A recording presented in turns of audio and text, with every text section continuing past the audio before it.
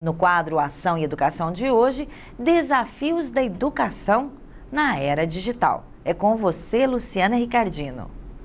Bom, Larissa, no programa de hoje nós vamos falar sobre os desafios da educação na era digital. O nosso entrevistado é o professor Anderson Jacob Rocha, que é mestre em língua portuguesa e diretor do Núcleo Acadêmico de Educação da FESP. Professor, para começar, o que o senhor acredita que a internet melhora ou piora, né, o rendimento dos estudantes, dos jovens e adolescentes? Nós só podemos dizer que melhora, ela só tem a contribuir, né? A questão está de como a pessoa a utiliza, ou seja, a questão da disciplina que ela tem em relação a isso. Se a gente fizer uma comparação com um tempo atrás, quando poucos ou quase ninguém, né, quando não existia internet, nós tínhamos o quê? O veículo maior de comunicação de massa era a televisão, não é? Então, se a gente pensar que na televisão a gente só ouvia e via, né? Era só visual e auditivo. Então hoje nós temos tudo isso na internet. Nós temos, além da questão auditiva e do visual, nós temos a questão visual, mas a questão da leitura. Portanto, se é um meio de comunicação que tem uma abrangência bem mais ampliada que a televisão, então ela só tem a contribuir. Tá certo. E o senhor acredita que a leitura tenha aumentado, pelo menos no que se refere ao fluxo de informação? As pessoas estão lendo mais com a internet? Eu creio que sim. Não podemos dizer que seja uma leitura totalmente mais qualificada, né? Talvez a questão mais de quantidade mesmo. Mas voltando à questão na televisão, então quem não lia assistindo televisão, hoje lê um pouco mais porque tem internet, é obrigado a ler. Então tem mais conteúdos, mais acesso a conteúdos através da internet. Sim, a questão está na questão realmente cultural, é de família. Ou vendo televisão ou ficando apenas na internet, não significa que a pessoa detém o modelo de leitura adequado. Não é? Isso ainda nós precisaríamos ter, principalmente no Brasil, uma questão mais cultural dentro de casa mesmo. Menino, ele saber que o contato com a leitura, seja ela qual for, quando a gente fala em leitura também, a gente pensa logo num livro de conto, de historinha. Não é só isso. Notícia. Qualquer leitura é leitura, né? Qualquer leitura é leitura. Inclusive até um folder que chega na casa da gente, um folhetim de jornal, aquilo também faz parte da leitura. Então cabe aos pais, né, cabe a nós educadores, saber como é que você leva a criança, e ela precisa saber que de que forma aquilo pode ajudá-la na vida dela. Se ela sentir que mesmo lendo um folhetim de jornal, que tem um produto que pode ajudá-la a ser feliz dentro da expectativa dela, então ela vai aprendendo que a informação que ela obteve por meio de um folder informativo, de qualquer coisa que seja, né? Se for ajudar na vida dela, útil na vida dela, ela vai só, ler é importante. Então ela vai se adaptando a isso.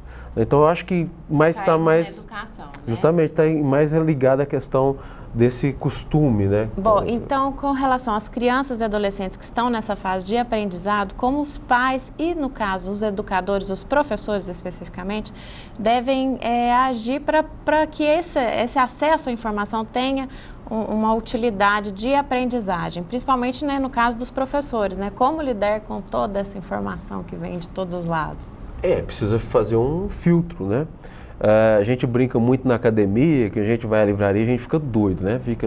Pega um livro, pega outro, tá com vontade de comprar. E aí você pega o livro, um dia eu vou conseguir ler. Não pode pensar nesse futuro, um dia eu vou conseguir ler e compro o livro, né? Então você tem que fazer, o que eu posso filtrar, o que é importante para mim agora? O que é importante para mim agora que eu vou utilizar? Qual que é a informação que eu vou utilizar? Eu acho que assim deve ser com a criança. O que é importante para ela naquele momento? Uma coisa, eu vou por outro lado, uma coisa que eu não consigo entender nas escolas hoje, que começa, né, desde os meninos pequenos, eu sei porque eu tenho filho, e isso acontece em todas as escolas. É raríssimo. A questão da língua inglesa. Todo mundo diz que a língua inglesa é fácil, porque comparando com o português e tal. Isso é discutível, mas esse não é o assunto agora. Né? Não é o assunto agora, mas eu só queria dizer o seguinte, toda língua tem aquilo que seu falante necessita. Então não é bem assim, nós poderíamos fazer um outro programa sobre isso. Mas eu vejo o seguinte, se você aprende a sua língua nativa, né, que no nosso caso é o português, falando desde pequeno, então desde pequeno, né, desde criança, nós deveríamos, se fosse para aprender uma outra língua, nós deveríamos aprendê-la falando. E o que as escolas têm feito, que eu tenho visto? Elas ainda estão no método da questão da pessoa, a criança aprender a língua inglesa escrevendo. Ela nunca vai aprender. Ela precisa brincar com a língua. Ela precisa olhar para um painel de cor verde e falar green, né? Ela precisa cumprimentar os outros, né, na língua, desenvolver a oralidade. Você não vai aprender a língua inglesa. Então, é a mesma coisa. Então, a escola, ela tem caminhado em sentido contrário. Você precisa ir para frente. Né? Então, em relação à leitura, é a mesma coisa. Então, leitura, quando a gente fala, a gente só visualiza livro, como eu disse. É tudo, é teatro, é música. Tudo contém leitura. Você acredita que os professores estão se adaptando, ou pelo menos buscando se adaptar a as novas tecnologias de modo geral? Como que está essa questão? Então, hoje eu tenho lido alguns especialistas que nós tínhamos até pouco tempo, né, até hoje se fala, gerações. Então nós tínhamos o Baby Boomer, que, né, de 54 até 69, depois veio, a partir disso, a geração X, depois veio a geração Y, agora a geração Z, que os meninos da geração Z não sabem nem quem é mouse. Então nós estamos vivendo uma fase muito de transição. Eu não posso ficar definindo hoje em dia, e alguns autores falam isso, essa questão das gerações. Esse não se adaptou à tecnologia, esse começou, que é a geração X, que, né, no caso, é o meu caso, né, a geração X, que não teve tanto contato, agora que está tendo e tal. Mas a gente tem visto um prognóstico, uma pesquisa de que a geração Baby Boomer, nos últimos tempos, é que mais cresceu no uso e utilização da internet, porque ela se viu obrigada a fazer isso. Então, a questão das gerações, eu acho que ela está contornando, não está tendo muito. Porque você tem possibilidade de aprendizado.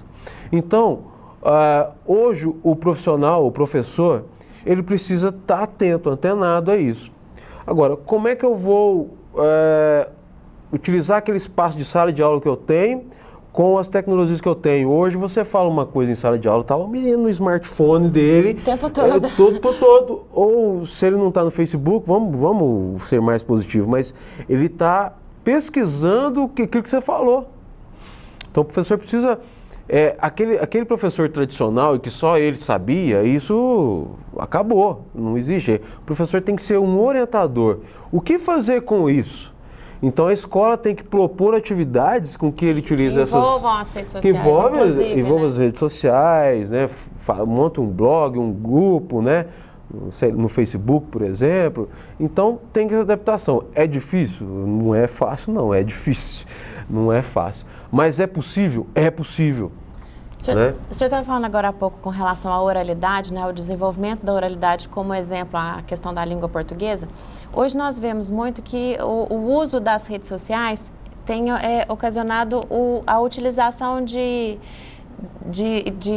expressões da oralidade na língua escrita. Uhum. Você acredita que isso é um problema ou não? Ou é só uma fase? Eu digo que isso nunca vai passar.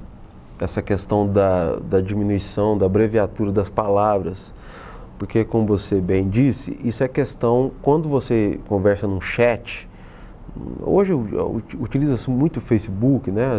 Hoje os meninos não sabem nem o que é e-mail, alguns não sabem e-mail, né? Então, ali é a língua, quer imitar a língua falada, então as palavras são abreviadas, porque o tempo é muito curto, é rápido, né? A comunicação rápida. Então, inclusive as pessoas que são consideradas mais letradas, mais cultas, até essas utilizam em menor escala a questão das abreviaturas. Por exemplo, a gente Vai falar você vai escrever VC. Não, na internet também, sim, na internet sim, sem dúvida. Sim. Mas o senhor acredita que isso possa ocasionar alguma defasagem na utilização da língua portuguesa na hora da escrita? Não causa. Em questões profissionais? Não causa. É uma questão cultural. Se a pessoa tiver hábito de leitura e de escrita, mesmo que ela utilize uma linguagem abreviada, isso que eu estava querendo dizer, na internet, isso não vai modificar. É o que eu queria dizer. Eu utilizo algumas, não é? E isso não interfere na minha escrita. Porque você também tem o hábito de... Justamente. Né? Então, a questão está na atitude. Qual que é a minha atitude? Eu tenho o hábito de leitura, eu tenho o hábito de escrita. Se eu tiver, isso não interfere na minha vida profissional. Não há como interferir. Tá? Por isso que eu digo que, e algumas pesquisas apontam isso, que a utilização daquela linguagem abreviada na internet atrapalha? Não atrapalha.